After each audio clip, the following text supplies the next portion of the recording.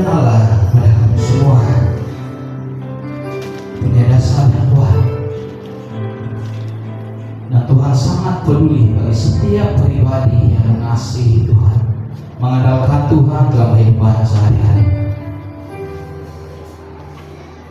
Terima kasih Bapak Saudara untuk waktu ini kami disadarkan kembali melalui pujian ini, mana Tuhan sangat peduli bagi kami semua. Bahkan firman Tuhan yang kami mendengar selepas ini, biar itu juga menyadarkan kami bahwa Tuhan sangat mengasihi dan sangat peduli bagi kami semua. Semuanya karena kebaikan kemurahan dalam kehidupan kami Bapak di surga. Terima kasih Tuhan Yesus. Kami siap untuk belajar firman Tuhan. Dalam nama kami sudah berdoa. Amin. Baik, saudara-saudara yang dikasihi oleh Tuhan, hari ini saya akan berbicara kepada kita semua sesuai dengan penyembahan kita di hadapan Tuhan, kepedulian Allah terhadap manusia. Mari kita lihat firman Tuhan terlebih dahulu di dalam Mazmur 145 ayat yang ke-14 sampai ayat yang ke-21. Sekali lagi, Mazmur 145 ayat 14 sampai ayat yang ke-21. Baik, saya akan baca di sini. Ikuti pembacaan masing-masing. Ayat 14, Tuhan itu penopang bagi semua orang yang jatuh dan penegak bagi semua orang yang terduduk.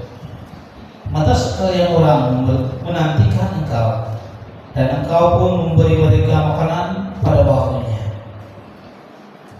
Engkau membuka tanganmu, dan yang berkenan mengenyangkan segala yang hidup. Tuhan itu adil dalam segala jalannya, dan penuh kasih setia dalam segala perbuatannya. Tuhan dekat pada setiap orang yang berseru kepadanya, pada setiap orang yang berseru kepadanya dalam kesetiaan.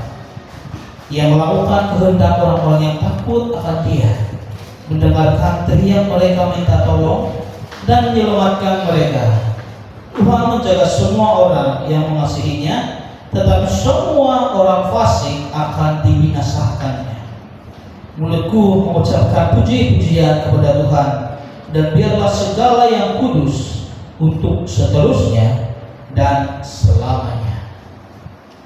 Satu firman Tuhan yang mana berbentuk puji-pujian, satu puisi kepada Tuhan berbentuk puji-pujian karena kemurahan Tuhan di dalam kehidupan dia sehari-hari, yang ditulis oleh Musa sendiri dengan puji-pujian Daud, di mana dia seorang raja dan sekaligus sebenarnya dia adalah seorang nabi. Dia raja Israel yang kedua, tapi dia juga adalah seorang nabi. Ya, baik, kepedulian Allah terhadap manusia. Apa benar Allah itu peduli terhadap kita? Apa benar kita percaya bahwa kehidupan kita sebenarnya ini ada satu pribadi yang sangat sayang terhadap kita? Sebagai manusia biasa, kita juga mempunyai rasa peduli, rasa sayang, rasa kasihan, rasa tanggung jawab terhadap seseorang. Tetapi itu sangat terbatas. Ya, seringkali kita hanya peduli kepada orang yang dekat dengan kita, yang punya hubungan dengan kita. Tetapi bagi mereka yang tidak ada kaitan dengan kita, kita terasa itu adalah asing bagi kita. Seringkali kepedulian kita terhadap orang itu adalah sangat-sangat terbatas. Kadang-kadang tidak ada kepedulian langsung, ya kan? Seperti itu. Tetapi Allah itu berbeda. Allah punya peduli kepada kita semua itu lain.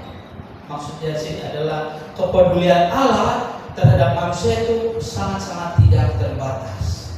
Tidak dibatasi oleh masa, tidak dibatasi oleh ruang, tidak dibatasi oleh waktu. Ya, itulah kekuasaan Tuhan. Saudara-saudara yang dikasihi Tuhan, ada beberapa hal yang harus kita pelajari pagi ini tentang kepedulian Allah terhadap manusia. Baik, yang pertama, di mana kita harus mengerti kepedulian Allah itu? Apa sebenarnya bukti Allah itu sangat peduli kepada kita? Mari kita lihat ayat yang ke-17 yang akan baca di sini. Ayat 17, dengarkan ini baik-baik. Tuhan itu adil dalam segala jalannya dan penuh kasih setianya dalam segala perbuatannya. Yang membuktikan Allah itu sangat peduli pada manusia terhadap kita semua adalah karena keadilan dan kasih setia Tuhan. Itu dalam ayat yang ke-17. Boleh mengerti di sini? Di mana keadilan Tuhan, apa yang Tuhan lakukan dan juga kasih setia Dia terhadap kita itu membuktikan bahwa Tuhan sangat peduli kepada kita. Kalau Tuhan tidak peduli kepada kita, Tuhan tidak bertanggung jawab terhadap ciptaan Dia, Dia sama sekali tidak akan memberkati kita. Tuhan sama sekali tidak akan adil kepada kita. Tuhan hanya biarkan kita hidup seperti yang tidak dipedulikan oleh Tuhan Dia sendiri, sehingga hidup kita ini tidak penuh makna. Bahkan Tuhan sendiri, kalau Tuhan tidak mengasihi kita, hidup kita sekarang ini hidup yang tidak penuh makna, tidak ada maknanya. Dunia yang tanpa kasih daripada Tuhan, ini pikiran saya boleh melihat secara manusiawi, bukan secara spiritual ya. Ini pandangan pikiran manusia. Kalau dunia itu tanpa ada kasih daripada Tuhan, dunia ini adalah dunia yang sangat-sangat tidak aman. Dunia ini adalah sebuah dunia yang sangat bertentangan dengan apa yang Tuhan perintahkan. Pasti penuh peperangan dunia ini terus-menerus, pembunuhan terjadi di mana-mana, tidak akan pernah ada tertolak, tidak akan ada keamanan, tidak akan ada ketenangan dalam dunia. Tapi karena Tuhan itu sangat-sangat mengasihi, kasih Tuhan, kasih setia Tuhan itu sangat besar bagi kita, di mana kita merasakan jagaan Tuhan, perlindungan Tuhan, kepedulian Tuhan, sehingga kita merasakan ketenangan dalam dunia ini. Amin. Dan seterusnya adalah bukti kepedulian Tuhan. Dasarnya di dalam ayat yang ke-16 dan ayat yang ke-20 itu berbicara tentang kesanggupan dan kuasanya mengenyangkan segala yang hidup dan juga membinasakan. Kesanggupan Tuhan untuk menjaga dan melindungi kita semua. Kalau kita lihat ayat yang ke-20, bunyinya seperti ini. Dengarkan ini baik-baik ya. Tuhan mencegah semua orang yang mengasihi Dia. Ini sangat baik kalau kita dengar ayat ini. Tuhan mencegah semua orang yang mengasihi Dia. Tetapi kalimat seterusnya dengarkan ini baik-baik ya. Tetapi semua orang fasik akan dibinasakannya. Rupanya Tuhan mencegah, tapi Tuhan juga membinasakan. Tuhan mencegah, Tuhan menghancurkan, Tuhan membinasakan. Wow. Kalau setiap orang yang mengasihi Tuhan itu dikasihi Tuhan, tetapi orang fasik akan dibinasakannya. Dan itu saya katakan tadi, bukti kepedulian Allah adalah keadilan dan kasih setia. Kasih setia Tuhan akan ditunjukkan kepada setiap pribadi yang benar-benar mengasihi dan mengandalkan Tuhan di dalam kehidupan dia. Tetapi Tuhan juga sangat adil. Setiap pribadi yang fasik di hadapan Tuhan, yang mana tidak mau sungguh-sungguh di hadapan Tuhan, bahkan merusakkan kehidupan dia demi kepuasan dunia, Tuhan itu adil. Karena setiap orang yang berdosa harus diadili juga. Nah, kan itulah Tuhan kita, itulah Allah kita.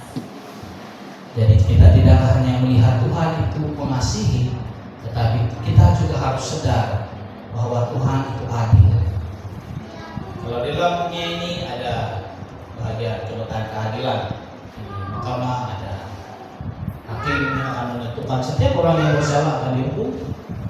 Tuhan juga akan menghukum setiap manusia yang berdosa.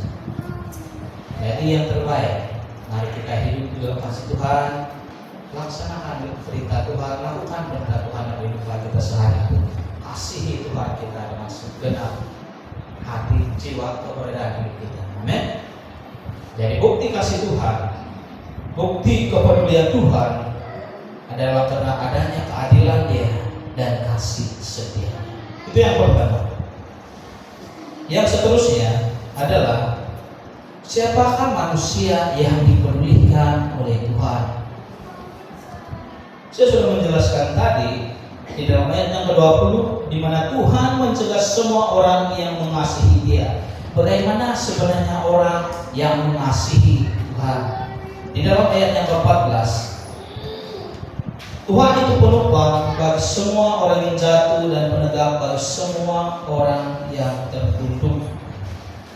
Manusia yang dipedulikan Tuhan adalah manusia yang dimana jatuh dan tertunduk, dan tambahan dia mau kembali kepada Tuhan. Ini yang akan dipedulikan oleh Tuhan. Ada dua perbedaan ya.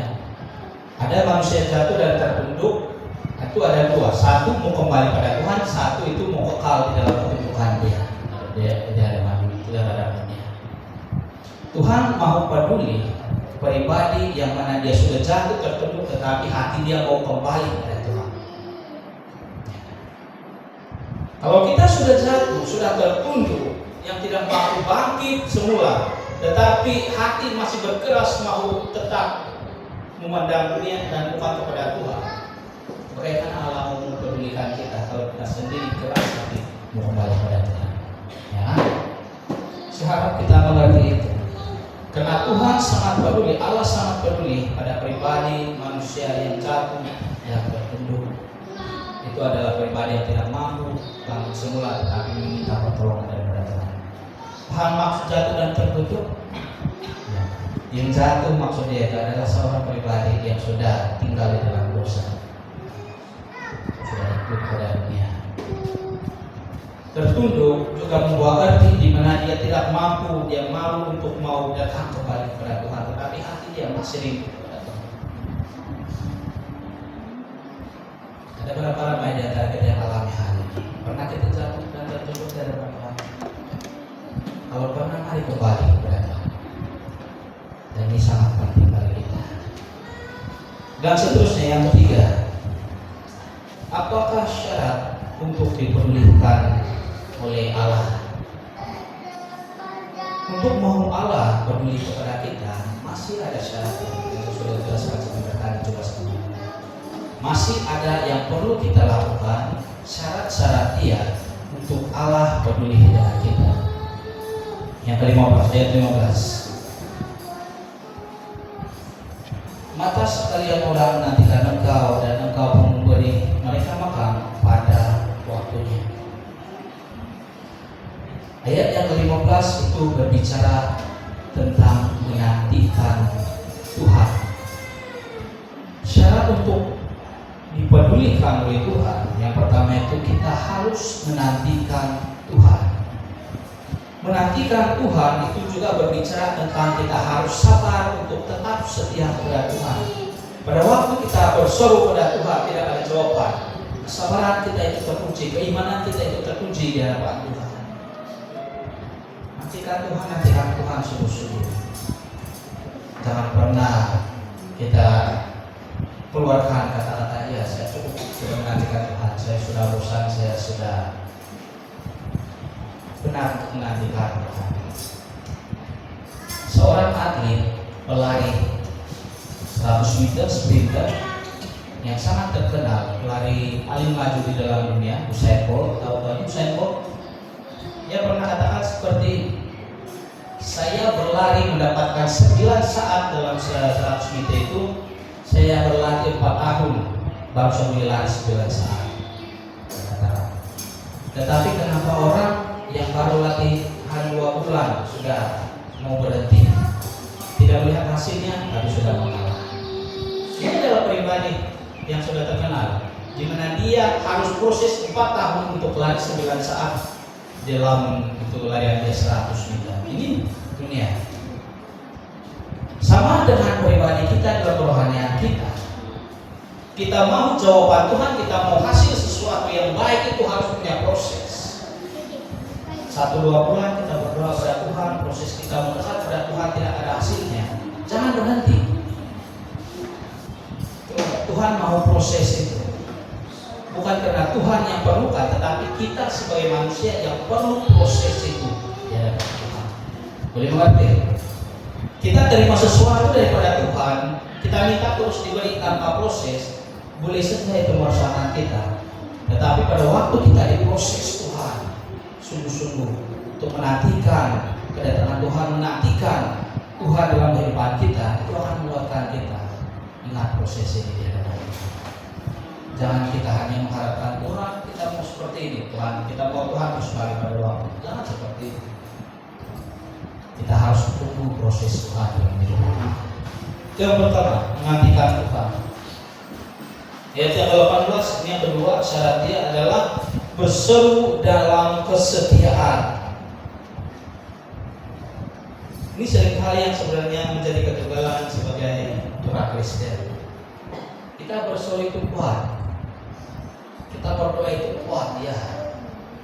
Tetapi nama kesetiaan itu seringkali teruji di dalam iman kita. Pada waktu kau berdoa, apakah kita berdoa dengan setia di hadapan Tuhan?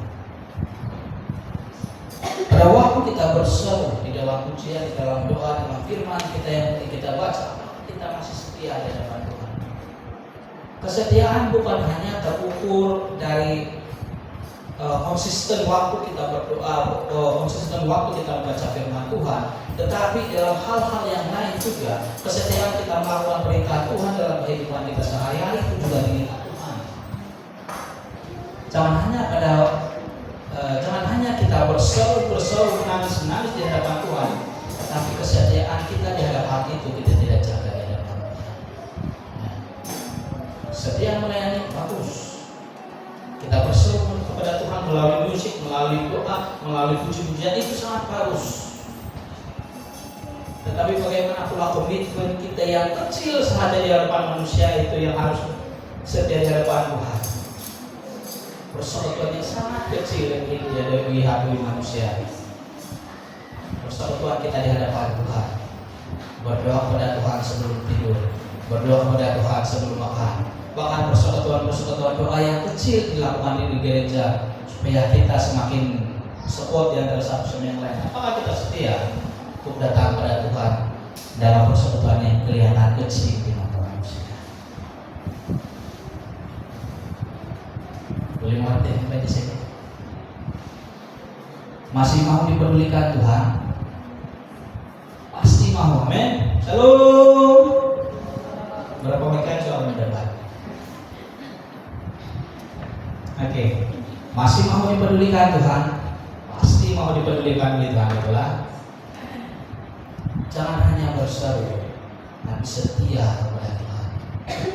Bukan hanya kelihatan besar di mata manusia, bukan hanya mau terlibat di dalam pelayanan-pelayanan yang besar, dihadiri oleh ramai orang, dihadiri oleh pendeta-pendeta yang terkenal.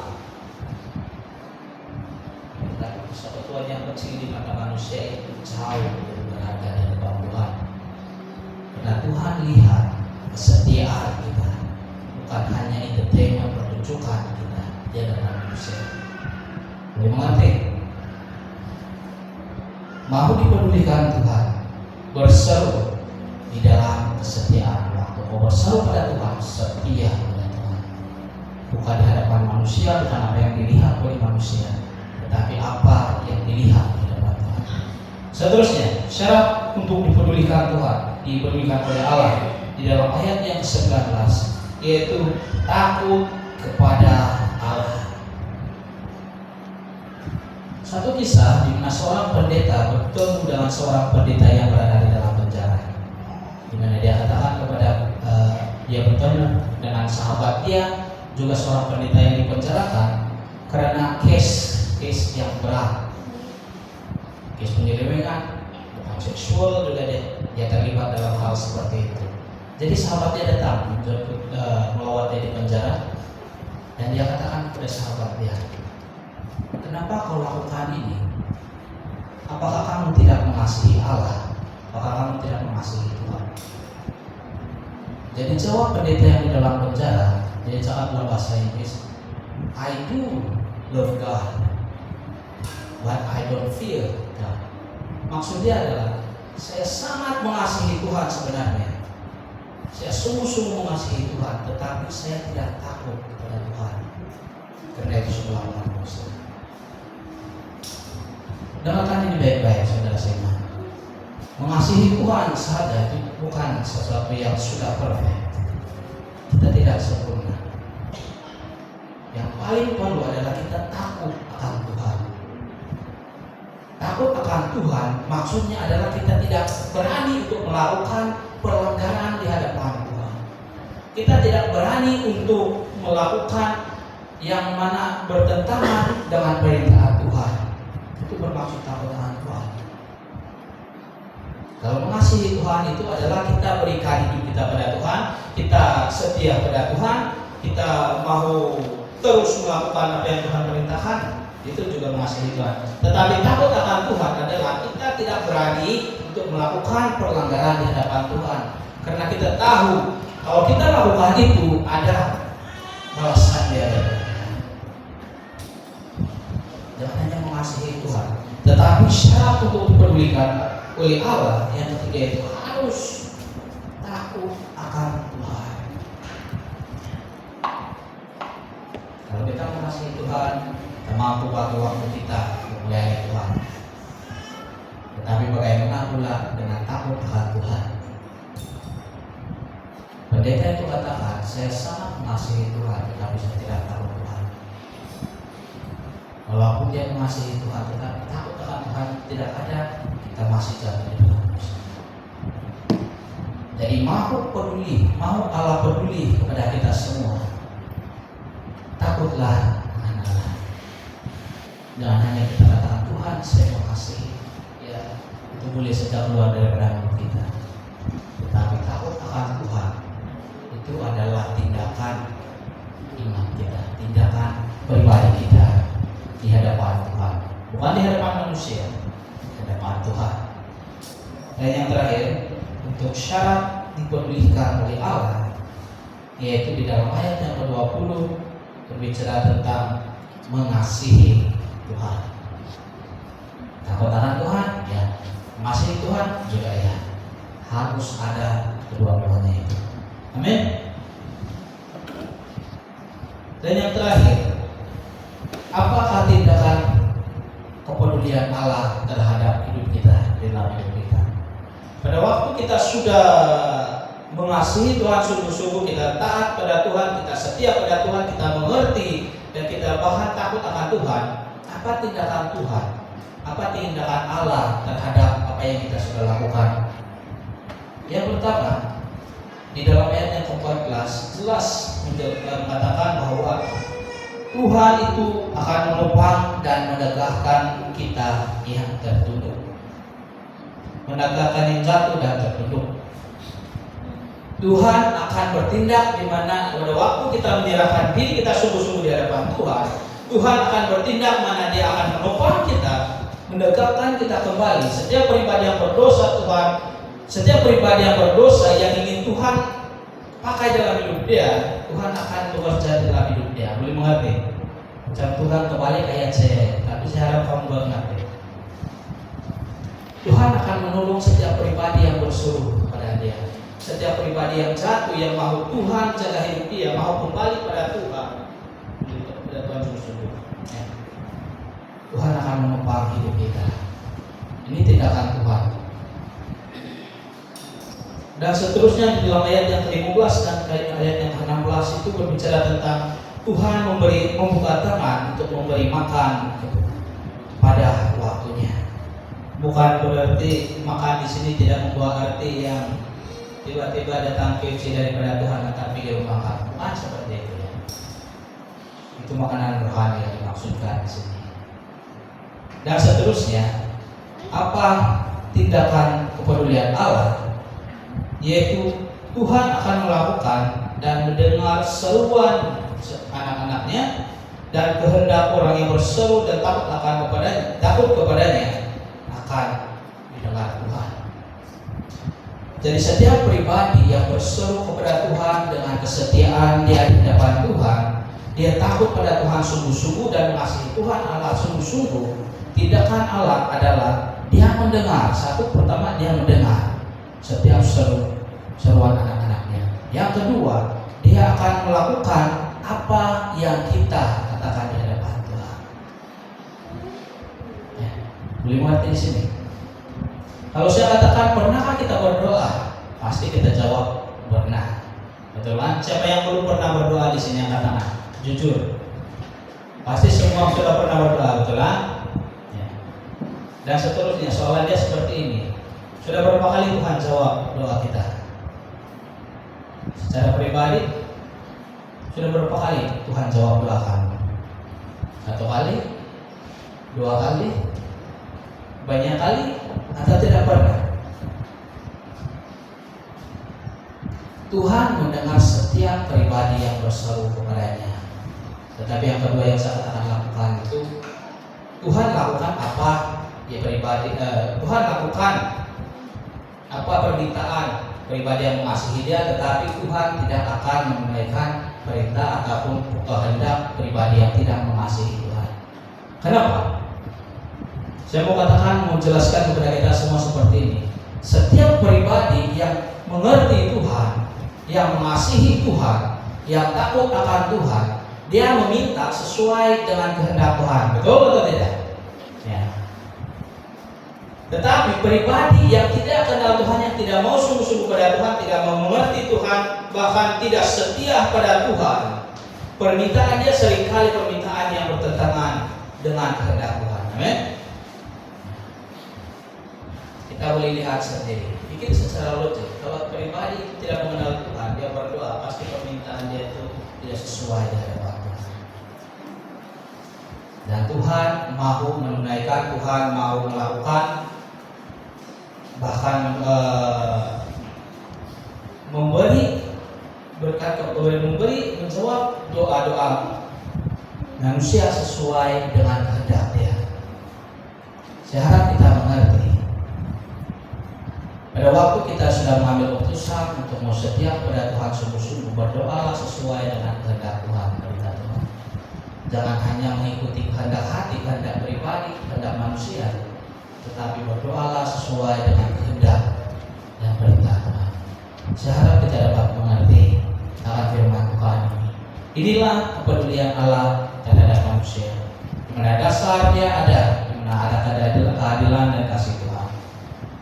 Dan setiap pribadi yang dipedulikan oleh Tuhan adalah orang yang jatuh dan tertuduh, dan dan juga orang yang terancam hidupnya meminta tolong di hadapan Tuhan.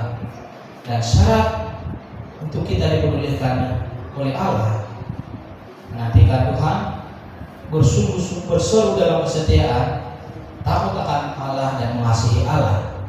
Dan sudah lakukan itu, Allah akan peduli kepada kita semua, di mana dia akan menopang dan menegakkan kita yang jatuh dan tertuduh. Bahkan dia akan mendengar dan melakukan setiap seru doa anak-anak yang mengasihi dan takut akan Allah. Allah sangat peduli pada kita, dan marilah kembali mengasihi dan takut akan Tuhan. Mari kita berdoa. Tuhan Yesus Kristus, Bapa yang sangat baik, terima kasih untuk waktu yang sudah kami terima daripadamu, Tuhan. Mengajar kami lewat firman Tuhan yang sudah kami dengar sebentar tadi. Kami mohon kepada Bapa di surga, agar kami dimengertikan oleh Engkau, di mana Tuhan sangat peduli kepada kami semua, dan ada tindakan yang harus kami lakukan. Dan kuatkan iman kami Bapa di surga, di mana pada waktu kami setia melakukan kehendak Tuhan, Tuhan akan sangat